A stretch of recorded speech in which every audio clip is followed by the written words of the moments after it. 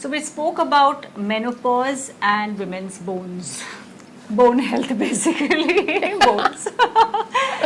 But there is one thing जो बहुत prevalent है, ज़्यादातर अपने मर्दों में देखा है कि ये बोन की प्रॉब्लम उन्हें ज़्यादा होती है और इसका नाम मैंने पहली बार कुछ ही वक्त पहले सुना. इसे गाउट कहते हैं. उसका हिंदी में शब्द क्या है? हिंदी में भी गाउट ही है, पर संस्कृत में वातरक्त है. वातरक्त. अब वात मेरे शब्दों में सुन सुन के लोगों को पता हो कि वात एक बेसिक बायो एनर्जी है जो कि शरीर में काफी सारे काम करती है. Basically movement, sensations, impulses, everything.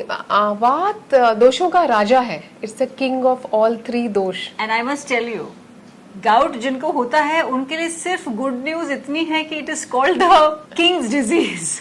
मेरे लिए शब्द है संतर्पण जन्य व्याधि.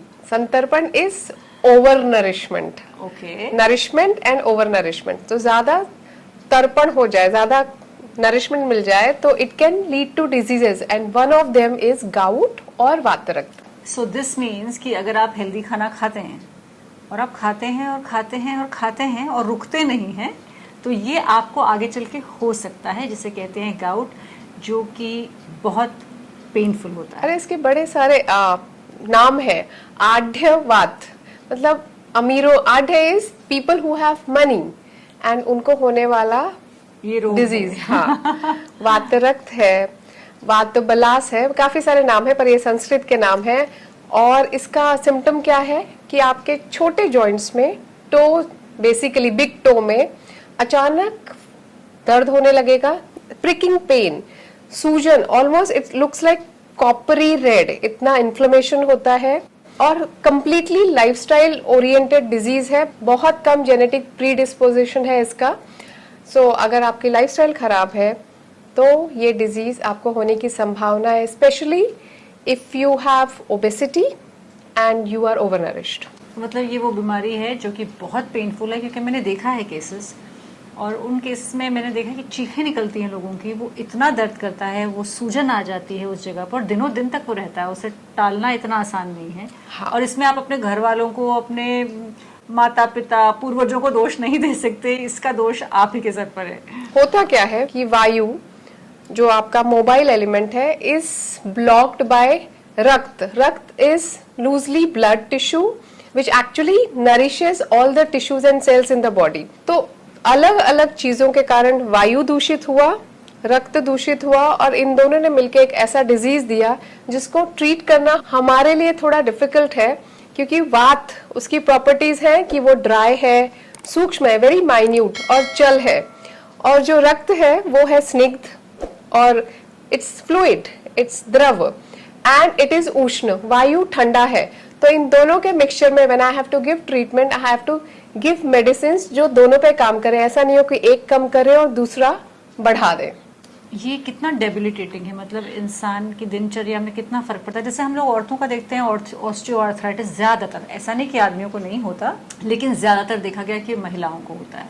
ये किस तरह से इसको जब control- एक्यूट अटैक आता है तो ऑब्वियसली काफी दर्द है. 2-3 दिन तक तो इंसान अब चलना मुश्किल हो जाता है. Pain is really a lot and it slowly starts reducing as you give something to reduce pain. और मॉडर्न पैथोलॉजी के हिसाब से it is a disease of purine metabolism.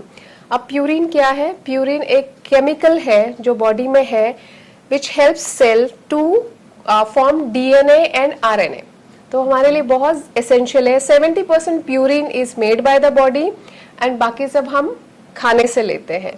तो अगर आपका प्यूरिन मेटाबॉलिज्म खराब है, अब purine breaks down into producing something called uric acid. एक लेवल तक बॉडी यूरिक एसिड छान लेता है, किडनीज फिल्टर कर लेती हैं. पर अगर आपने ऐसा खाना लगातार खाया जो अम्ल है, लवण है, तीक्ष्ण है, अल्कलाइन है, क्षारीय है, स्निग्ध है, तो ये यूरिक एसिड बढ़ते जाते हैं. हमारी क्षमता उसको फिल्टर करने की कम होती जाती है. And this accumulation of uric acid, this uric acid goes and accumulates in the places where the blood circulation is low. And one of the such places is your big toe. तो मतलब जो आपका अंगूठा है, हाँ. उसके बिल्कुल यहाँ इस तरफ होता है ना वो, मतलब सबसे हाँ. शुरुआत ये होती है यहाँ एकदम नीचे. मतलब अगर आपको कभी अंगूठे के पास मतलब बेइंतहा दर्द हो तो आपको अपने डॉक्टर के पास जाना चाहिए and you must get your, I think blood test होता है इसके लिए? ब्लड टेस्ट होता है, we get uric acid checked, we get the renal profile done, there are many test done, but basically आप देखेंगे कि इसमें यूरिक एसिड बढ़ा हुआ पाया जाता है। और अगर इसको निग्लेक्ट कर दिया तो ये कहाँ तक बात बढ़ती है? पहले छोटे जॉइंट में आएगा, अगर साल भर आप इसको नेग्लेक्ट करते रहे तो धीरे धीरे ये क्रॉनिक हो जाता है। acute is easy to treat and as it becomes chronic it is difficult to treat. Then you try to limit this entire metabolism जहाँ ये प्यूरिन से यूरिक एसिड या वायु से रक्त का दूषण कम होता जाए, आप अपना लाइफस्टाइल एंड डाइट करेक्ट करते हैं।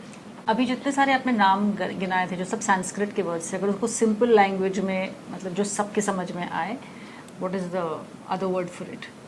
तो जब मैं वायु की बात करती हूँ और मैं कहती हूँ कि वो लघु है, दैट मीन्स लाइटनेस। जब आपके शरीर में वायु बढ़ा होता है तो you feel light, sometimes you also feel dizzy, that is feeling light headed. आप जो शब्द यूज करते हैं दैट इज लाइटनेस। तो लघु है, सूक्ष्म है, sukshma is minute, it has the ability to penetrate every part of your body, just like wind छोटी दरार से वो आ जाती है अंदर, वैसे ही ये सूक्ष्म है, it can reach any place.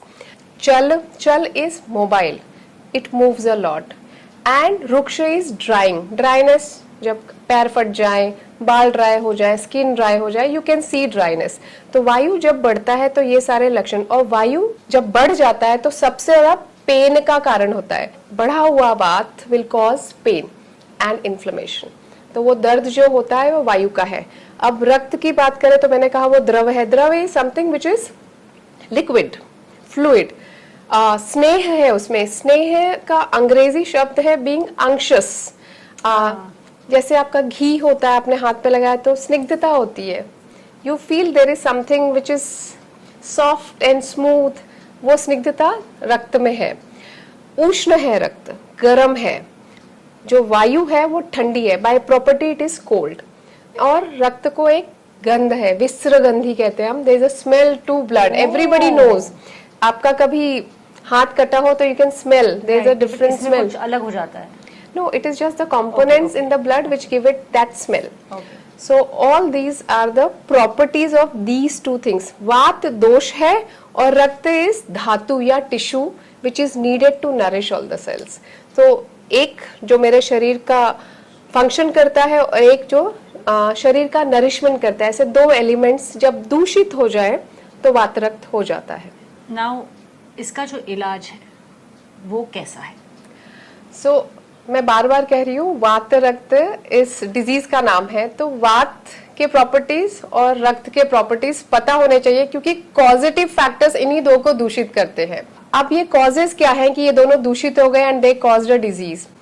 तो आहारज मतलब डाइट आप ले रहे हैं जिसमें कि ऐसे पदार्थ हैं जो कि बहुत नमकीन है, नमक, अम्ल, मतलब बहुत खट्टे हैं, ड्राई है, स्निग्ध है।